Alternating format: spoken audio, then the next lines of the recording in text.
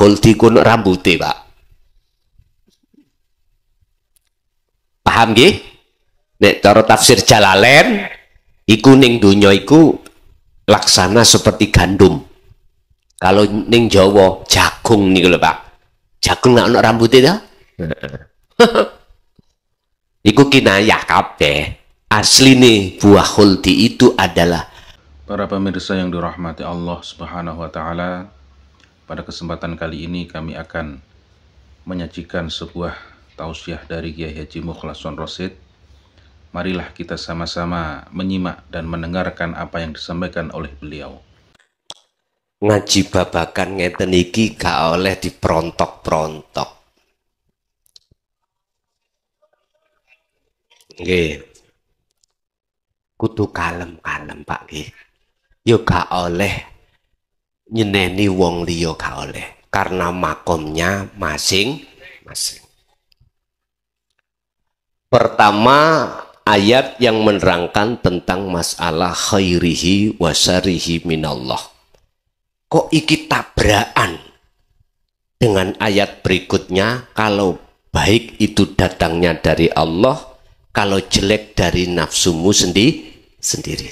Kan tabrakan ini, Pak. Oke, ben gak tabrakan, ngeten. Orang yang ada di syariat itu pandangannya tidak sama dengan orang di hakikat. Mboten sama. Contoh, anak kecil, anak kita, ketika bermain di pinggir kolam air, sewenang, Pak, kecek-kecek nih dulu, sewenang. Anak kita kecil, ketika kita sumetkan lilin api, sewenang. Itu miturut pandangan anak. Tapi kita sebagai orang tua yang sudah dewasa, bahaya. Lah ngoten nggih. Loh, gak sama toh nih? Gak sama. Mula nanti pandangan orang-orang di makom am, di makom syariah tidak boleh disamakan dengan orang-orang yang sudah di makom khos atau khawasul khawas atau orang yang ada di hakikat makrifat. Gampangan iku lho, kula mboten wantun nyalahni wong sing tasik wonten ning sarek mboten angsal. Karena pandangannya dewi-dewi. Khairihi wa syarihi, keterangan yok nopo kok songko Allah. Segala apapun, walaupun iblis nggodha Nabi Adam,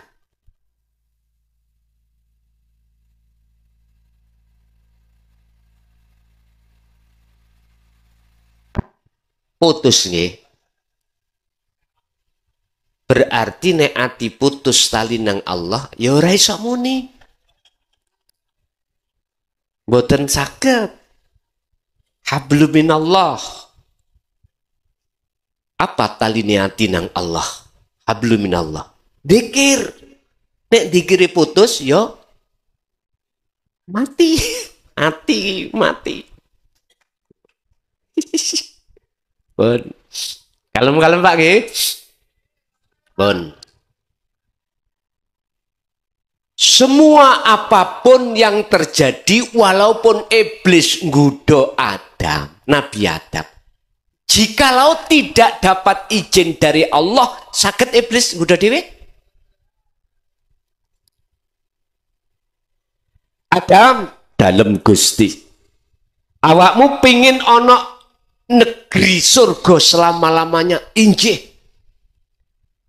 Apa kemauanmu? Kau enggak soro-soro datang. Injih. Jenengan nggih ngoten. Alastu birabbikum, jenengan dijanji oleh Allah. Betulkah aku Tuhanmu? Injih. Betulkah kau besok itu terus bersaksi hanya padaku, bercinta, berkasih mesra? Injih. Jenengan. Lalu wa nafakhtu, dan Allah tiupkan roh itu ke jasad. Proses lahir jenengan. Bayi sing ana njero weteng ora tahu nyambut gawe. Tapi semuanya dicukupi oleh Allah. Bahkan sebelum lahir disiapno Allah asiki loro monyor-monyor. Siap nih. Sampai baginda Rasul dalam Bukhari Muslim, kullu mauludin yuladu 'alal fitrah. Setiap bayi yang dilahirkan keadaan suci, maksudnya suci, ruhaniah jenengan ikili, esih makrifat datang Allah, esih bersaksi mung datang Allah. Dereng kecampuran, belum kecampuran kesenangan dunia, belum hati ruhaniah. Tapi ketika saat akil balik, loh, sing lanang memeti golek wedokan. Sing wedok yang ngono podo dene, tir podo irenge, sir podo seneng. Makanya Pak jenengan jangan heran ono arek SMP SMA meteng dhisik, ojo heran.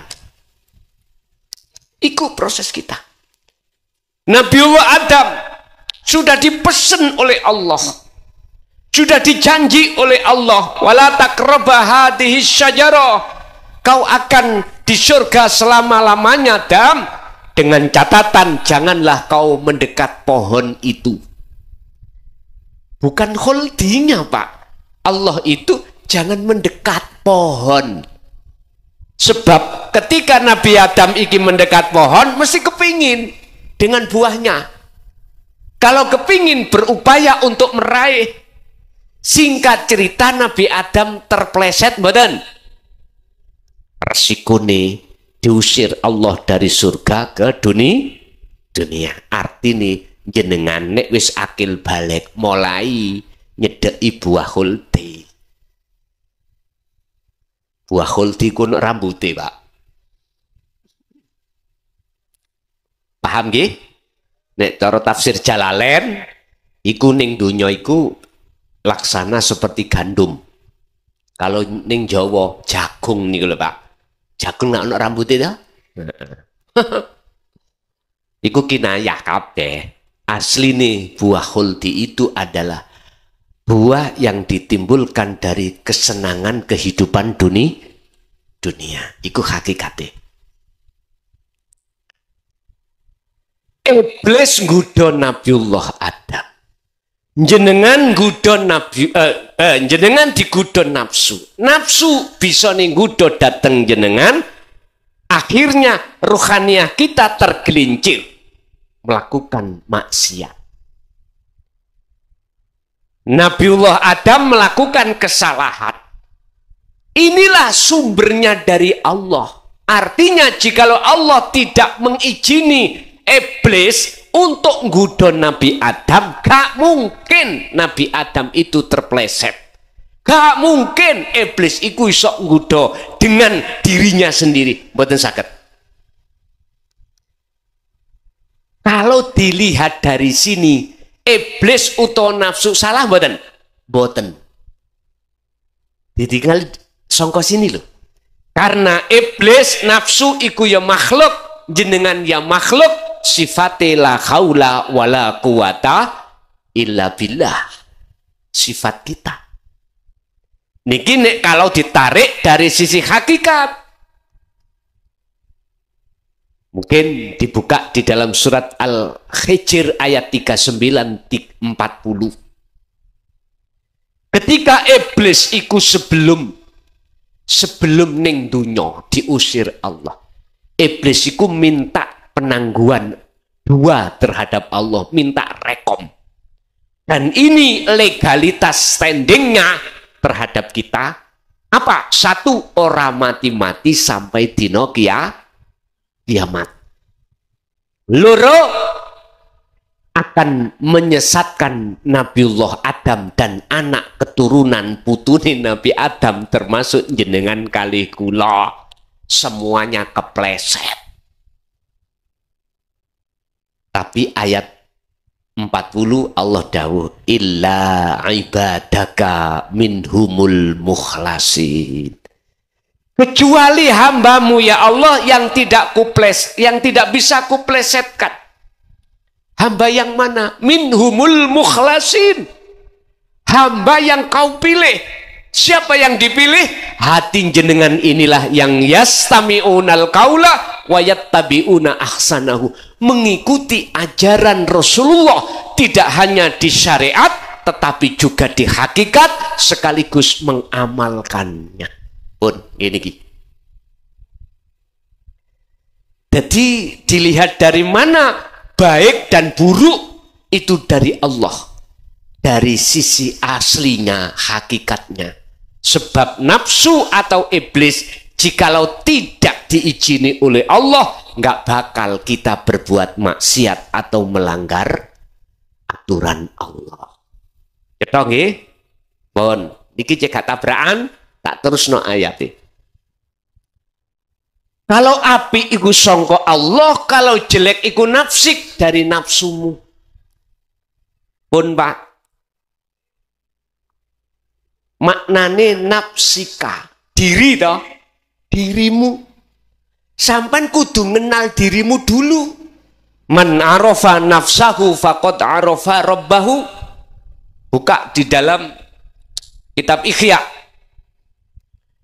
jilid 2 bab masalah kolbun, hati.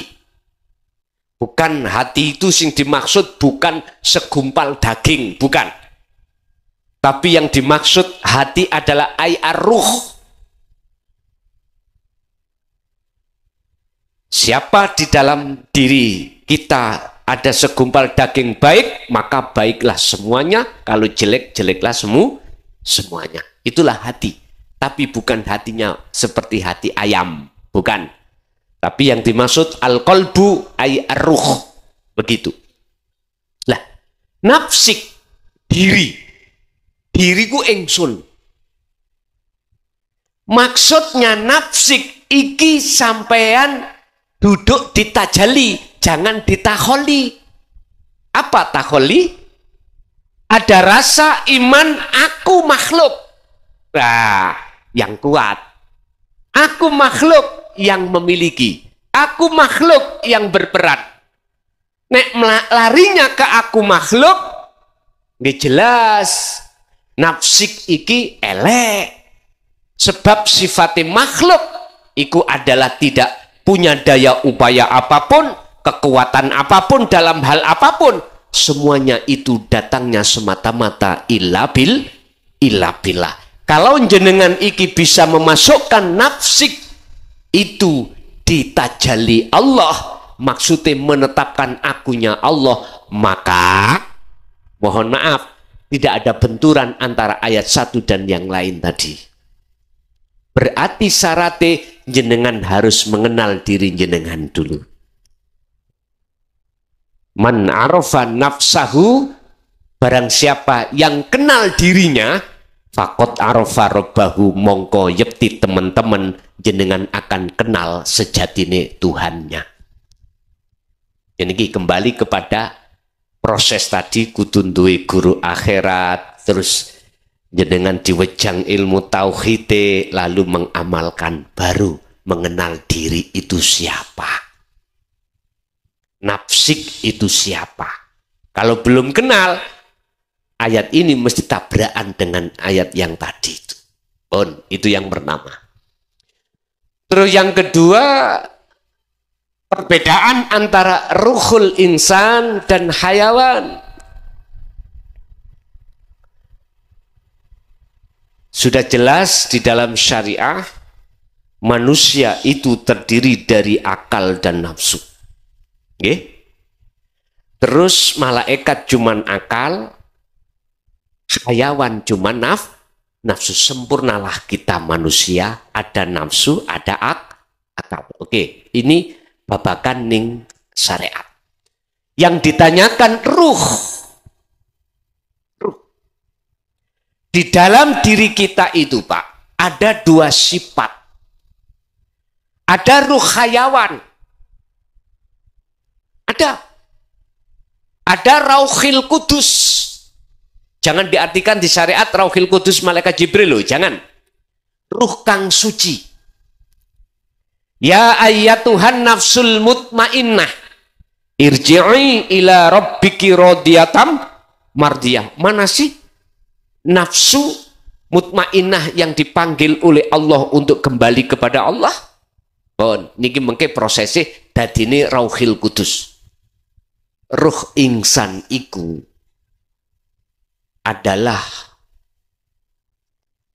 prosesnya dalam thariqah mungkin ya jenengan akan dikenalkan ruh idofi dan lain sebagainya. Kesuwen Rauhil Kudus, ruh yang suci. Ruh yang suci bagaimana?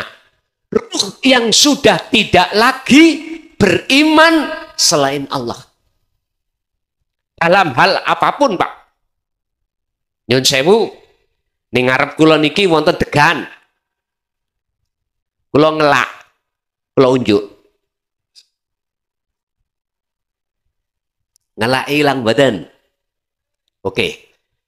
Ruhil Kudus niku, Pak. Tidak melibatkan banyu degan sing isok yang bisa menghilangkan rasa haus. Bukan. Karena air degan itu makhluk. Disebut Rauhil Kudus, ruh yang suci. Ruh yang sudah tidak lagi beriman kepada selain Allah. Kalau masih beriman selain Allah, sifat tadi dua, basyariyah dan basyiroh, inilah roh hayawan niki. Makanya Allah mengatakan ulaika kal an'am balhum adol. Bagi siapapun kalau ruhnya itu belum fitrah, belum suci, belum Rauhil Kudus, mohon maaf, mereka itu seperti hayawan. Mohon maaf. Ulaika kal an'am, seperti rojo koyo. Tahu rojo koyo nggih? Oke, singkil pat nih, singkil papat nih kalau. Balhum adol, bahkan lebih nemen. Ini posisi sifat ruhaniyah kita masih sifat ruhaniyah, sifat basariyah yang munculkan sifat nafsu nafsiyah dan amaroh. Makanya jenengan ini, nah umpama ono sikak cocok, moring-moring pun ngingati amaroh. Hati-hati. Ruhaniyah kita masih berwajah hayawan. Harus kita sucikan. Masuklah dalam sifat basiroh ini. Di situ ada lawamah dan mutmainah. Keempat nafsu ini, Pak, yang terkelompok menjadi dua kelompok di dalam sifat basariyah dan basiroh, di dalam Ruhil Kudus, Ruhil hayawan dan Ruhil Kudus, bendino niki perang, Pak. Siji ngejak lali nang Allah, siji ngejak eling nang Gusti Allah. Bagaimana mungkin sifat basiroh dalam diri kita akan menang mengalahkan sifat basariyah? Lawang basariyah niku lemu, ketot, fitness. Lah sedangkan basiroh kita ngeyeyet, kurus seperti datuk. Mari dicekel, dipetik, dikeplek. Makanya di dalam setiap aktivitas apapun, terutama ibadah, nafsu mesti minta bagian. Apa bentuknya bagian? Jenengan kali kula ngaku-ngaku yang melakukan kita. Loh, inilah nafsu sebetulnya itu. Inilah perbedaan antara Rauhil insan dan hayawan. Loh, semua itu akan hancur. Pertanyaannya dari Bapak tadi, lawang iku kan dari Allah. Lewat Nur Muhammad, mosok sih hancur ngeten. Miturut kacamata syariat, selain Allah semuanya akan hancur. Tapi kacamata hakikat, berhubung jenengan sudah duduk di akhirat, selain ini sudah nggak ada. Kalau dibahasakan, la farqo bainahum. Bagi hati jenengan yang sudah di makrifat, Sudah tidak ada bedanya semuanya itu. Inilah yang kumaksud syuhudul wahdah fil kasroh. Hati sampai kesuhutan terhadap Allah di segala hal banyak. Makanya di dalam Al-Quran kalau Allah dawuh kadang memakai ana, memakai nahnu, padahal nahnu itu kita banyak, maksud Allah banyak. Nah ini kalau kita masuk di dalam ahadiyah menuju ke ahad, paham? Gusti Allah itu ahad, walaupun banyak itu ahad. Leres semuanya itu akan hancur. Yang hancur itu apa? Nama, Pak. La ibsarun wa mubsarun wa basarun. Tanda-tanda mungkin dilihat di dalam kitab hikam, ya. Makalah Syekh Ibnu Athaillah. Ammal arifun, yang disebut sebagai orang yang sudah makrifat pada Allah adalah la ibsarun wa mubsarun wa basarun. Nama makhluk ruh tadi nggak ada, hancur. Nama Allah, nama lo ya, nama. Di pandangan hati orang tersebut, nama sudah fana. Mata untuk melihat juga fana. Terus itulah maksudnya bertemu. Lo sing ketemu sing nyawang Allah iku sapa? Ya Allah sendiri. Gak ada ceritanya makhluk itu bisa melihat Allah. Iki nek pun mentok lho nggih. Nek pun mentok. Sebab ngeten Pak, jenengan kalih kula sebagai makhluk asline kan boten wonten. Lah maujud, lah ngoten nggih. Buka sifat wajib Allah. 20 itu pertama adalah wujud. Iku sebagai sifat Allah. Lawani wujud Adam, tidak ada. Iku menjadi sifat wajib kita. Bagaimana mungkin perkara yang tidak wujud hakikate iku bisa melihat yang wujud? Terus yang melihat yang wujud siapa? Ya yang wujud. Makanya jenengan nek kholwat mengke lo ya. Sok kadang ketemu sampean dewi.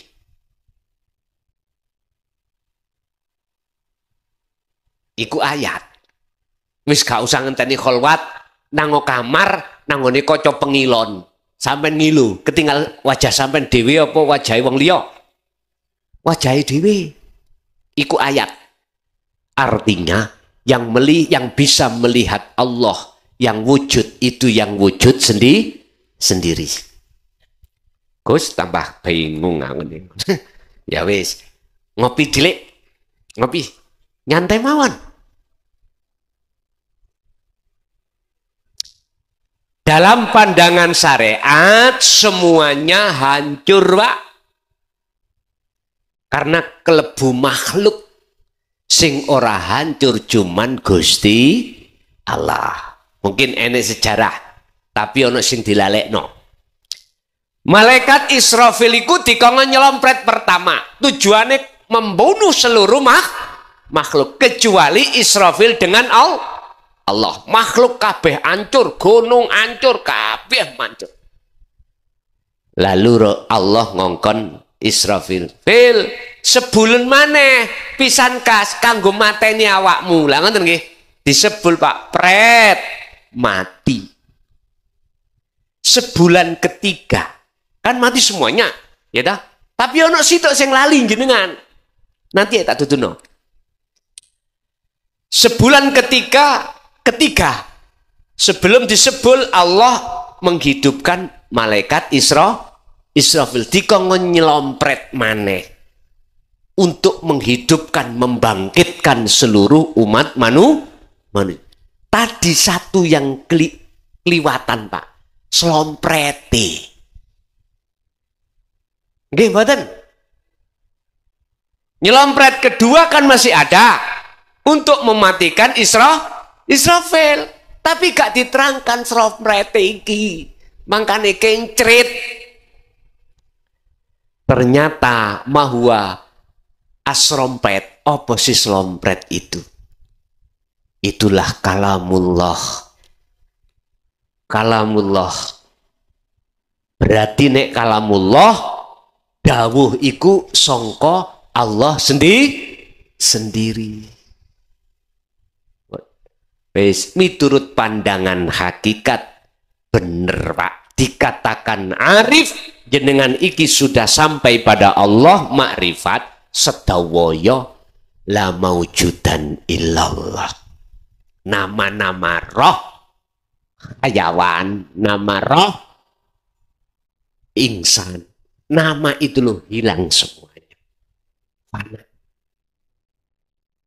Tapi sang yang berperan cuman satu, Allah Subhanahu wa ta'ala. Yes, niki mengki sampean akan paham siapa roh iku ya. Nanti akan paham. Nek jenengan iki ngelajengake menerusaken khalwatnya dan langsung jenengan piyambak yang mengalami kejadian ritual ruhaniyah itu. Pun. Selanjutnya tentang as-sa'ah, waktu. Ada 6 waktu. Yang ditanyakan tadi apa waktu itu?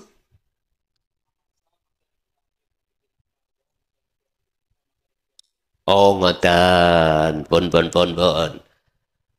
Kulon jelasno masa pertama sampai ke-6 sampai subuh detail boten mari. Pun ngeten. Iku ono hubungane kali surat Al-Asr. Wal asri innal insana lafi khusrin. Demi masa Allah iki yang bersumpah. Innal insana sak temene akeh menungso iku lafi khusrin, di dalam kerugian besar. Masa 6 ini Allah bagi menjadi 2. Masa di mana jenengan lalai sebab sifat basariyah pada Allah. Yang kedua, masa di mana hati sampean iku gak lalai ingat terus pada Allah lewat sifat basirohnya. Demi masa, banyak di antara manusia dalam kerugian besar. Waktu sholat, luarnya sholat, hati selalu lalai pada Allah. Dan itu juga yang menciptakan dan yang menghendaki juga Allah.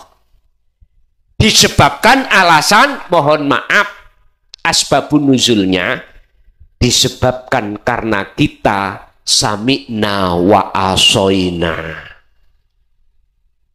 ngerungokno ajaran dari Allah, mlebu tangan metu kuping. Yang basiroh, Allah menghendaki dalam rohanian jenengan selalu ingat pada Allah. Walladzina yadhkurunallaha qiyaman wa qu'udan wa ala junubihim. Nggak bisa sampai niki dengan berdiri untuk mengingat Allah, ya dengan duduk. Nggak bisa duduk sebab dengkeen, ya berbaring. Punlah Gusti Allah itu selalu berada dekat panjenengan kali kula. Yang terpenting bagaimana menciptakan hati ini merasa Allah itu selalu memandang kita, Allah selalu dekat pada kita. Saya katakan itu gak mudah, tapi itu kalau jenengan biasakan akan menjadi mungkin yang pernah belajar ilmu sejati, tolong mbah niki dulu, jenengan ada dibimbing dzikir rasa, ya. Rasa iku sak jeroning ruhaniyah jenengan. Sak jeroning ruhaniyah ono cahaya, sak jeroning cahaya ono urip. Kalau bahasa kitabnya, di dalam ruhaniyah itu ada iman. Iman yang benar sebetulnya itu. Olehnya tidak benar karena ada campur tangan nafsu di dalam diri kita. Iman disebut ihsan atau hakul iman. Ini kalau diteruskan akan bertemu cahaya.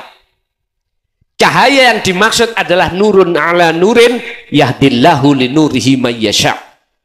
Surat An-Nur ayat 35. Allah mensiapkan cahaya makrifat pada hamba yang dikehendaki saja.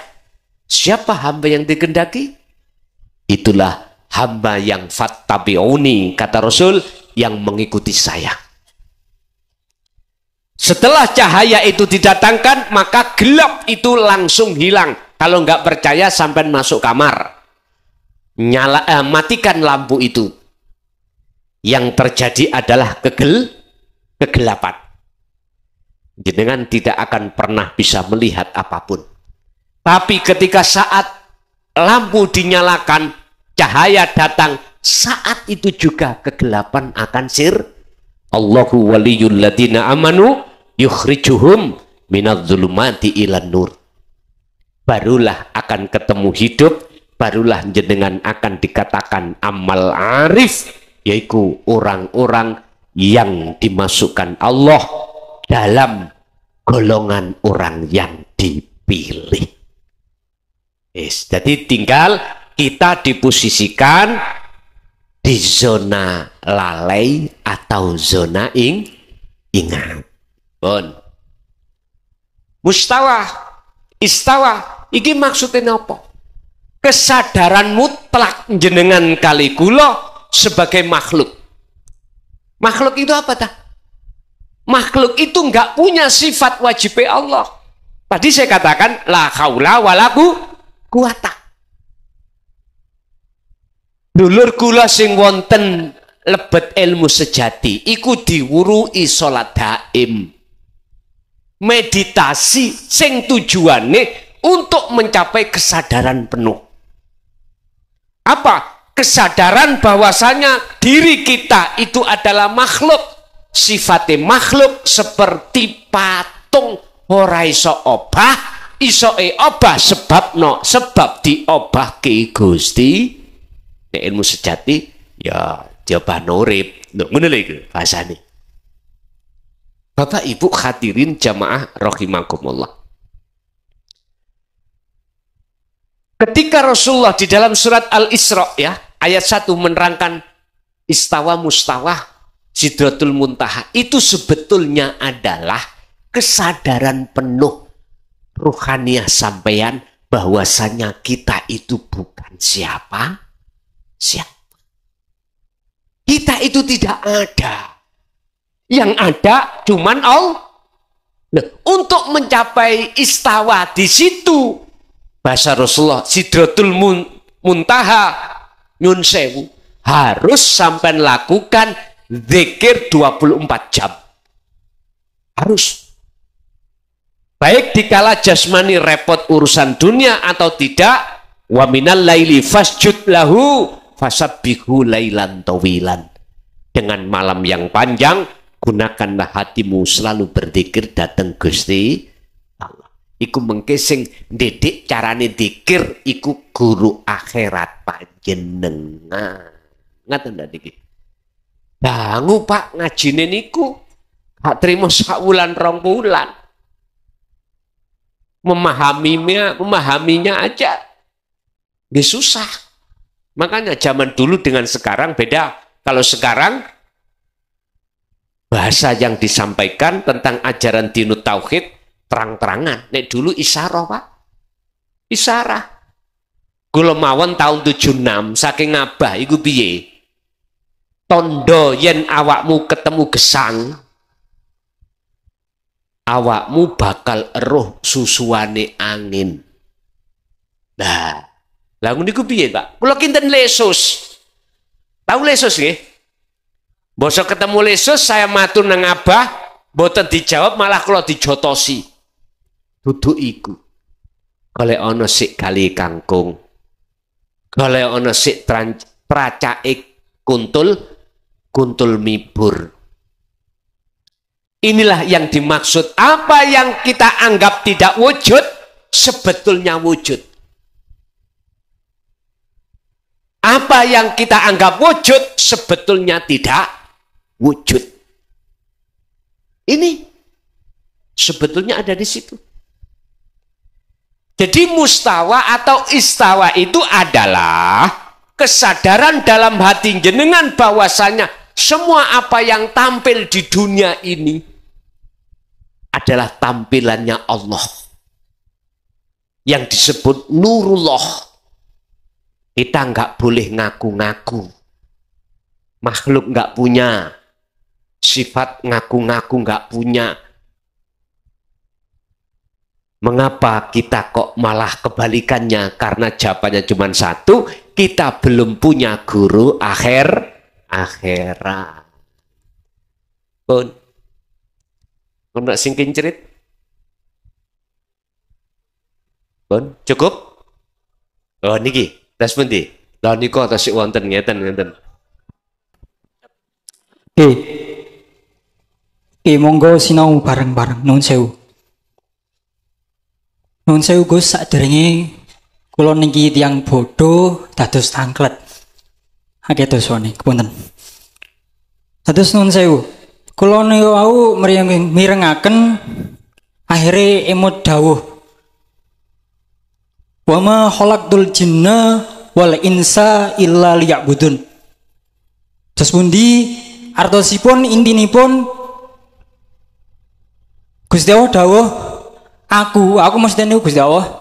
Allah tidak menciptakan jin dan manusia semata-mata hanya disuruh atau diutus untuk mengabdi kepada Allah Subhanahu wa taala. Nah, nek misal nuwun sewu kita kula ki ambak niku wau bidal saking griya kok mboten kula niati ibadah nglaksanaken perintah Gusti Allah niku berarti cara hukum pripun? Paham nggih? Nggih. Nomor kali sakniki wancine sekedap malih kan musim haji nggih, haji. Nah, haji niku cara hakikatipun niku pripun? Nggih. Walaupun mangke dos pundi saene jenengan kalau ndherekaken mawon penjelasanipun. Yang selanjutnya anak soleh.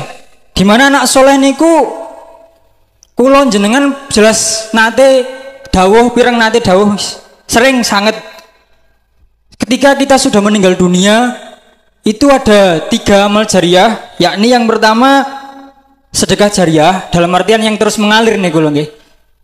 Pertama sedekah jariah, yang kedua ilmu yang bermanfaat, dan yang ketiga anak yang soleh. Nah, anak yang soleh menurut jenengan niku pripun? Nggih.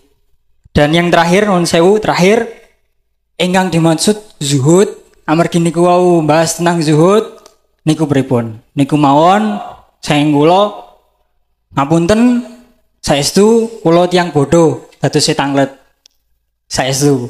Allahumma muwaffiq ila aqwamit thoriq. Assalamualaikum warahmatullahi wabarakatuh.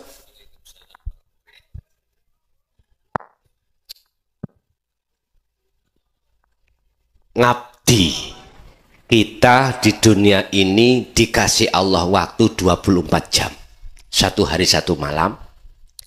Itu ada ibadah mahdhuf dan ghairu mahdhuf. Mahdhuf iku murni, contoh sholat, zakat, puasa, haji, maca Quran, murni. Yang ghairu mahdhuf, yang tidak murni, kerja dan lain sebagainya. Oleh karena baik di dalam masjid, sholat, apapun, dan di tengah-tengah kerjaan di situ juga ada Allah, maka wajib jenengan iku menyembah ngabdi. Bahasa ngabdi miturut hakikat jenengan iki sebagai yang menyaksikan wajib tahu siapa yang disaksikan. Inni wajjahtu wajhiya lillati fator samawati wal ardo hanifan. Artinya dikatakan ngabdi jenengan iki gak ngaku-ngaku yen laku iku laku kita.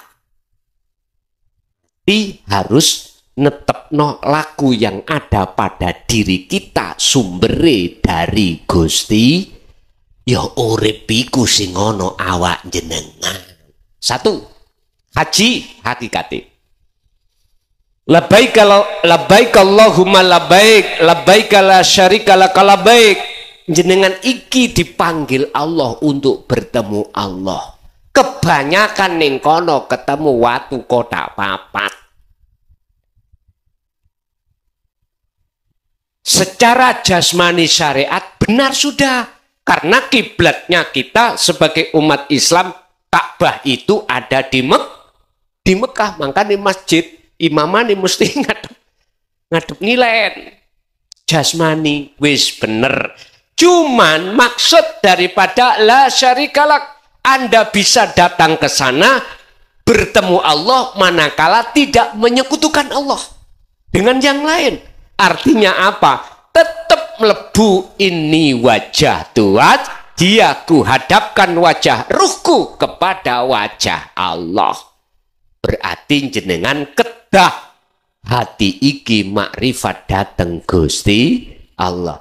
Sebab sing diundangi dikatakan benar manakala ketemu ambek sing ngundangi. Jelas nggih? Wis hakikate iku. Terus anak soleh. Awaladun solihun yad'ulah. Dari bahasa as-sunnah hadis Rasulullah ini 3 perkara yang tidak pernah putus, termasuk anak yang soleh. Anak soleh itu anak yang mana yang bisa menolong orang tuanya. Padahal dalam ayat wa malahum min nasirin, di situ itu tidak ada pertolongan kecuali datangnya mung dari Gusti Allah. Kok ono anak soleh? Inilah Pak, anak soleh. Soleh itu bagus. Bagus maksudnya indallah. Ruhaniyah anak ini sudah mencapai tingkatan makrifat. Sebab hanya dialah ketika dia kirim donga, dia nggak ngaku-ngaku yang bisa kirim awake, tapi sing kirim Gusti. Nah, niku jaduke engko pengingoten. Tapi niki dereng saged diterima syariat lho ya. Nggal titik kabeh kono prosesi. Ndamel UT gak langsung dadi wonten tepung, wonten terigu, wonten gaplek, wonten wortel dan lain sebagainya. Semua ada proses. Makanya jangan dilokne sing lagi proses, dia itu masih menuju. Kabeh kok akhirnya bakal bali nang Gusti. Ono dalang bar dalang wayange nglompok dadi siji nek nggone kot. Walaupun gak ono sing katokan lho, gak ono tumon wayang meteng. Lah nggih to? Mun sampean tafsir dhewe. Terakhir juhud. Apa sih juhud? Yakfur bitaghuti wa yu'min billah. Wa may yakfur bitaghut wa yu'min billah. Al-Baqarah 256. Barang siapa yang hatinya meninggalkan selain Allah, itu lewat dzikir tadi, maka wa yu'min billah, dia hanya beriman dan ketemu Allah. Itulah zuhud. Khalwat yaitu hati tinggalkan perkara selain Allah. Untuk apa? Untuk hati bertemu Allah. Nek ulama masyayikh dulu Pak meninggalkan bahasa niki dohir sak batini, bojo ditinggal, anak ditinggal, nang guwa, nang dimawon, nang nggon papan sepi, menungso ditinggal. Makane akeh sing ngarani, lho cak min gendeng reng. Lah ngoten nggih. Padahal dek iku belajar gendeng nang Gusti Allah. Saking rindune ati ingin berjumpa dengan Allah, ditempuh koyok ngoten iku. Pun iku makna zuhud. Wis entek pun ngoten mawon. Godhong godoh telo, godoh gedang. Godoh gedang, godoh telo, titik dang padha krasa. Dene mengki isih kurang, monggo lintu waktu mengke saged disambung kembali. Bapak Ibu, itulah apa yang telah Allah berikan pada kita. Walaupun paham gak paham, mudah-mudahan jadi ilmu ingkang barokah, manfaat terhadap kita dan keluarga kita ila yaumiddin. Dan mudah-mudahan kita digolongkan Allah sebagai golongan yang solih dan solihah. Lahumul Fatihah. Alhamdulillahirabbil alamin. Demikianlah tausiah dari Kiai Haji Mukhlason Rosyid, yang mana beliau adalah pengasuh pondok pesantren Miftahul Ulum Jaya Baru. yang terletak di daerah Mojokerto, Jawa Timur. Tepatnya yaitu ada di Kecamatan Bangsal, Desa Sumbertebu, Jalan Perjuangan. Beliau adalah ulama sufi, ulama tauhid yang mengajarkan ilmu-ilmu tauhid dan tasawuf, yang mana dalam ilmu ini juga berkaitan dengan ilmu leluhur Jawa yang mengutamakan ajaran kebatinan atau ilmu ruhani. Ilmu tasawuf dan tauhid ini adalah ilmu yang bertujuan supaya seseorang bisa mencapai ma'rifatullah, atau biasa disebut oleh orang-orang Jawa yaitu ilmu sejati. Dan ilmu tasawuf, tauhid ini mengajarkan supaya manusia tidak tersesat nantinya.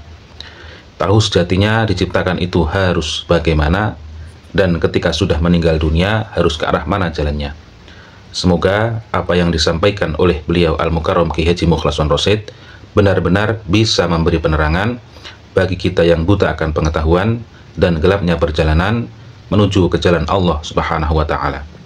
Demikian, semoga bermanfaat. Wa'afu minkum. Wassalamualaikum warahmatullahi wabarakatuh.